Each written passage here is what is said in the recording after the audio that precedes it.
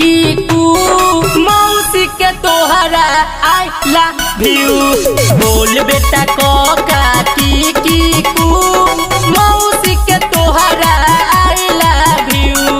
देख देख के हंसो बाकी बोलो ना ऊ मौसी के तोहरा आई लव यू।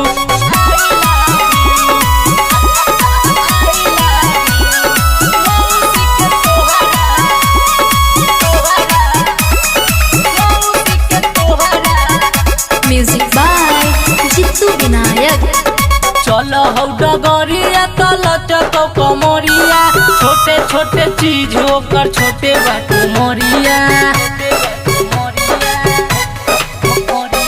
चलो हौ डगरिया तल चको कमरिया छोटे छोटे चीज होकर छोटे बाटू मोरिया। के करो से कही है न कीन देबो ऊ मौसी के तोहरा आई लव यू। बोल बेटा कोका की कू मौसी के तोहरा आई लव यू। देख देख के हंसो बाकी बोलो ना ऊ मौसी के तोहरा आई लव यू।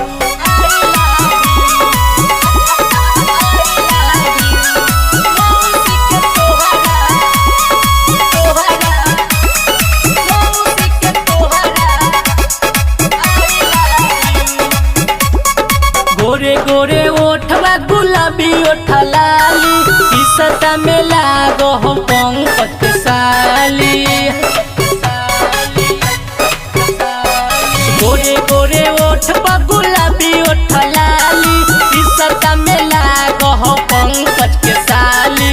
ले ले जई है संघावा में जइतो जी तू मौसी के तोहरा आई लव यू।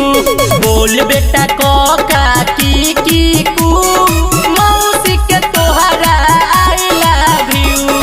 देख देख के हंसो बाकी बोलो ना ऊ मौसी के तोहरा आई लव यू। अपना धुन रिकॉर्डिंग स्टूडियो हाजीपुर।